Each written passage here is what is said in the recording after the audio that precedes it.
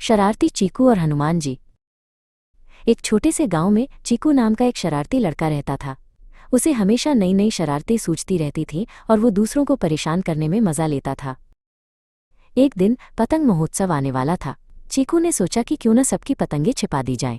ये उसकी अब तक की सबसे बड़ी शरारत थी। वो पतंगों का एक बड़ा ढेर लेकर जा रहा था कि अचानक उसका पैर फिसला और वो एक गहरे कीचड़ भरे गड्ढे में गिर गया।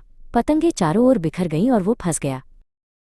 चीकू ने मदद के लिए आवाज लगाई, लेकिन कोई उसे सुन नहीं पाया। वो रोने लगा, ये महसूस करते हुए कि उसकी शरारत कितनी गलत हो गई है। वो अकेला और डरा हुआ महसूस कर रहा था। ऊपर आसमान में हनुमान जी ने चीकू की परेशानी देखी। वे जानते थे कि चीकू शरारती है, लेकिन उन्होंने उसका डर और पछतावा भी देखा। हनुमान जी ने मदद करने का फैसला किया, शरारत को बढ़ावा देने के लिए नहीं बल्कि उसे एक सबक सिखाने के लिए। हनुमान जी सीधे प्रकट नहीं हुए।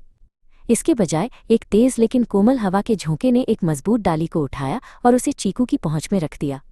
चीकू ने डाली का उपयोग करके खुद को गड्ढे से बाहर निकाला। वो कीचड़ से सना हुआ था लेकिन सुरक्षित था।